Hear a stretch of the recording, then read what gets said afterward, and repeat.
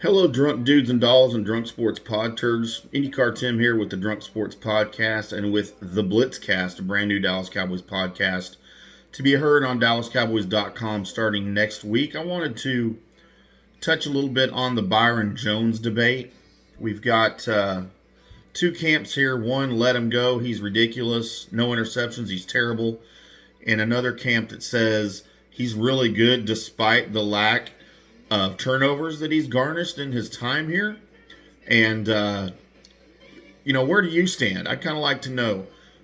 He has a college career. He had 8 interceptions in 43 career games at Connecticut. Of course, here in Dallas, he's only got 2 picks in 79 career games. Put that along with 2 forced fumbles, 43 passes defended.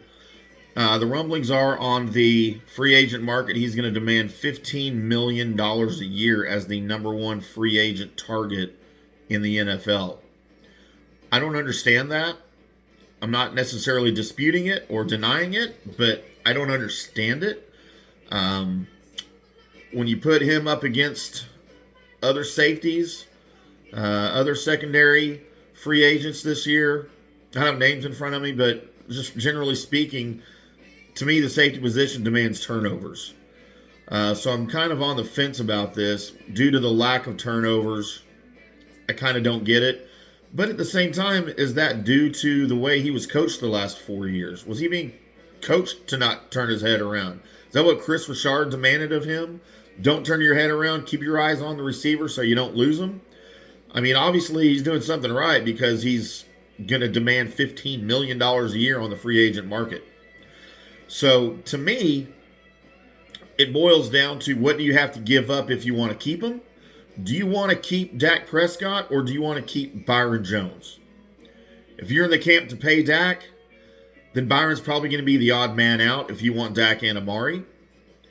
So, the Amari thing, that brings up another debate all in and of itself because, I'll be real honest, I've kind of got a bad taste in my mouth after the way Amari finished the year. With attitude, lack of performance. The things I heard out of the Star about him, that he wasn't injured, it was a lack of interest. Everybody just assumed he was hurt, but, missing the final play of the Philadelphia game. Of course, him and Cobb were both out. Not Amari's fault, but whatever. If it means losing Dak to keep Byron, then by all means, no. Byron's gone. If it means losing Amari to keep Byron, that's another argument for another day, and that's something we needed to discuss at another time. The Amari question, I don't know. I might want Byron over Amari. What do you think? Let me know what you think. Does the safety position demand to have turnovers, or is the being a cover safety, a good tackling safety, is that really all you need? We don't really know with the new regime here, the new coaching staff, what's going to be demanded of him if he's here. He could have 4 picks this year, and it's all a moot point if they decide to keep him and he's being coached by someone else completely. But we'll see where it goes. Let me know what you think. Let me hear you rank who you like to keep, Dak, Byron, and Amari. My numbers right now would be Dak first, Byron second, and Amari third, I believe. Gun to my head, picking right now. That's where I'm at.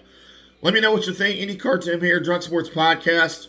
Make sure you tune in to Facebook Live, YouTube Live, or Periscope each Wednesday night from 8 to 10 as we're live from Barrel and Bones. Shoot me an email, thedrunksportspodcast@gmail.com. Shout me out on Twitter, @IndyCarTim. The show is @DrunkSportsDFW or @BlitzCastNFL. Let me know what you think about Dak and Amari, and we'll see you down the road.